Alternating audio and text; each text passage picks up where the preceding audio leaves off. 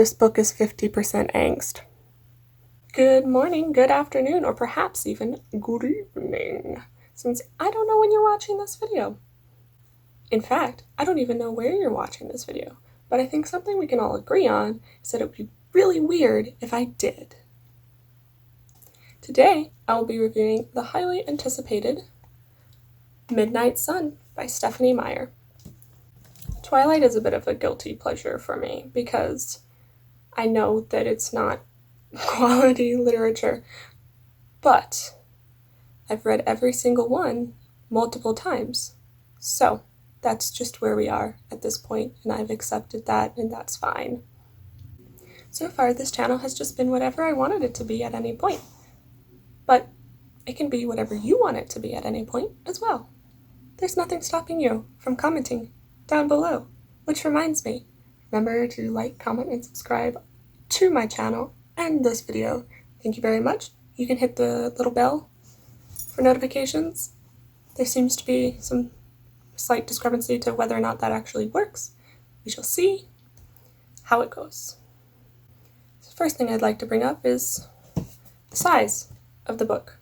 It's about 600 some odd pages, almost 700 pages, and I was really surprised when I got it because it's so much larger than the original Twilight book, or not so much, but just a little bit larger than the original Twilight book.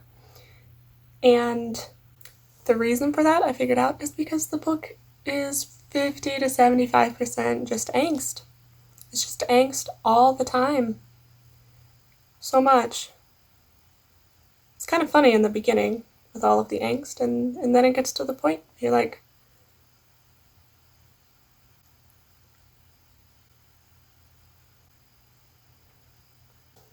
this will be a fair review, but I will start with my first complaint, and that is that it needed more Charlie. I like Charlie. He's a real down-to-earth dude. This video will contain spoilers for the book. I'm not going to go into great detail, but generally there's nothing too crazy that wasn't in the original Twilight book, so we all kind of know what's going on.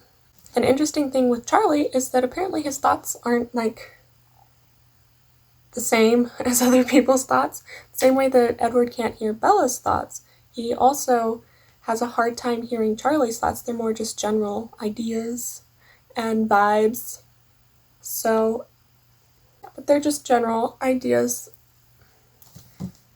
They're not distinct so much, and so sometimes he has a hard time kind of guessing what Charlie's thinking. Whereas Bella's mom, her thoughts are so clear. They're as if somebody was in the room with him and yelling. So I think that that's an interesting thing, which is actually one of the things I liked most about this book, is that it wasn't just Edward's perspective.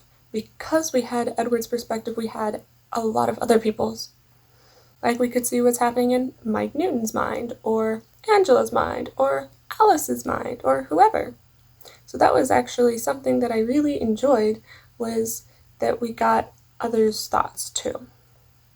This video is not in any particular order, just as a forewarning.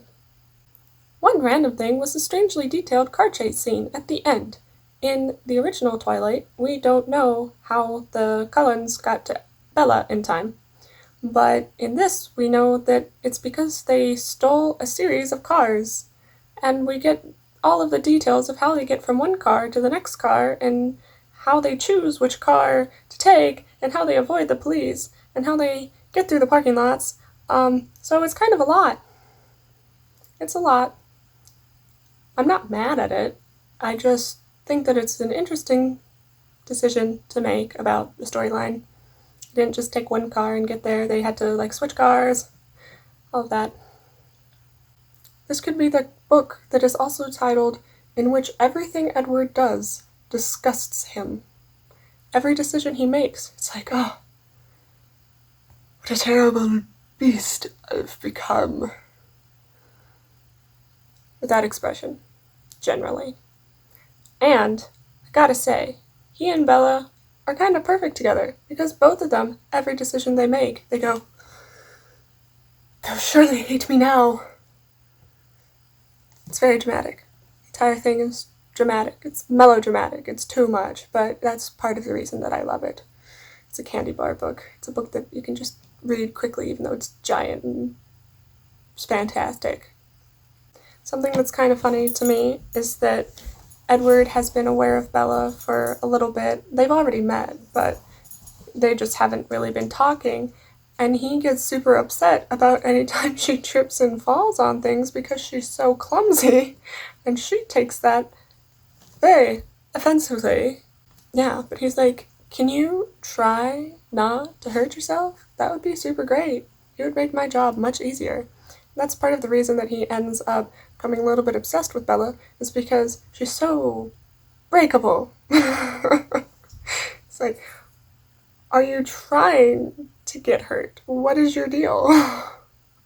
So, in this book, we really see that Edward spends a lot of time out of school, and when he is in school, he's going through super strange mood swings, where at one point, he's planning the murder of all of the classmates so that he can eat Bella or whatever. I don't know. It's disturbing.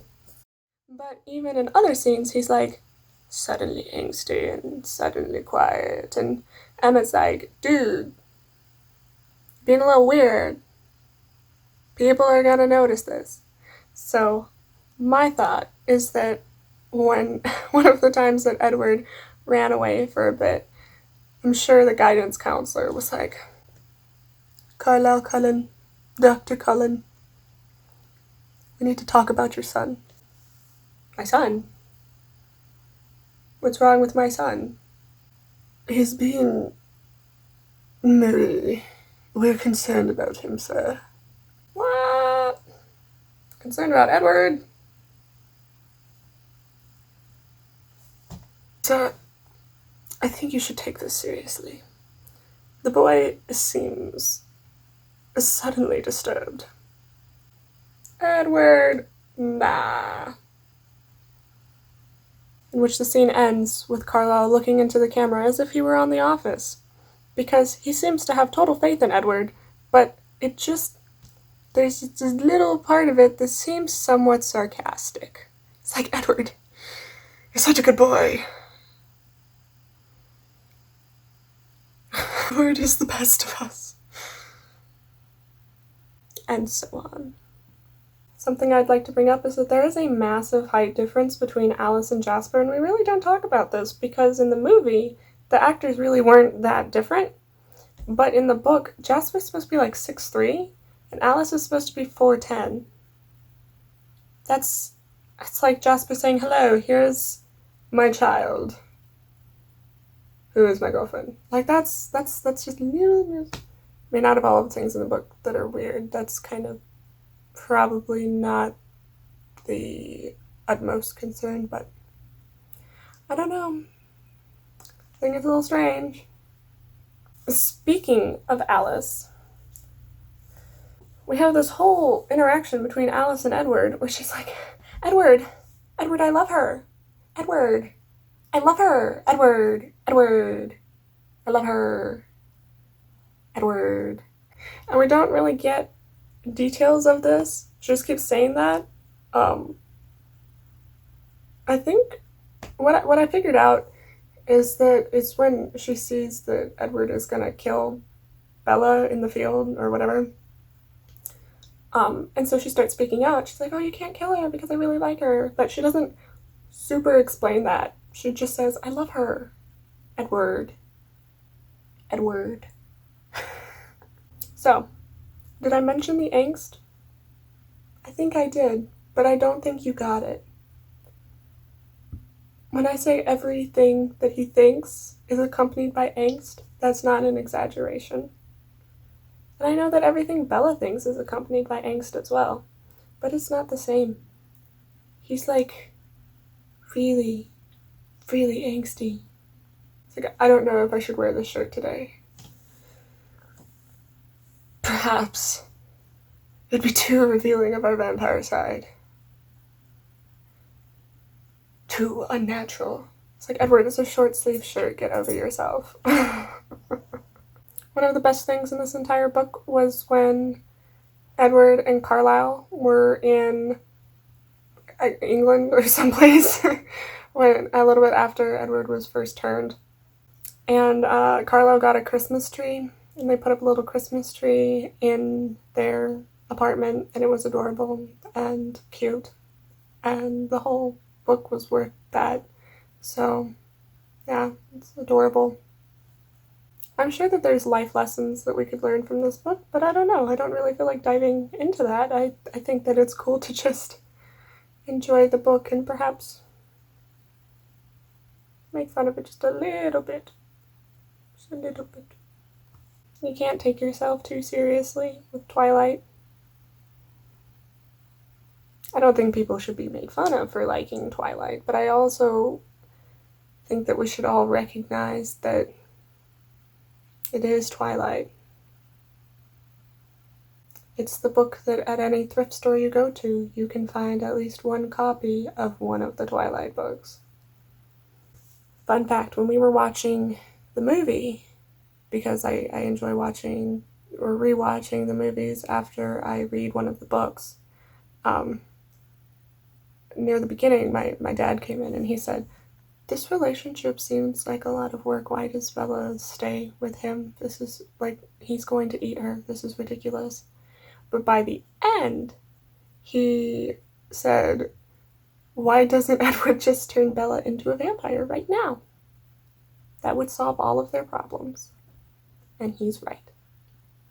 So remember to like, comment, subscribe, be excellent to each other, and rock on.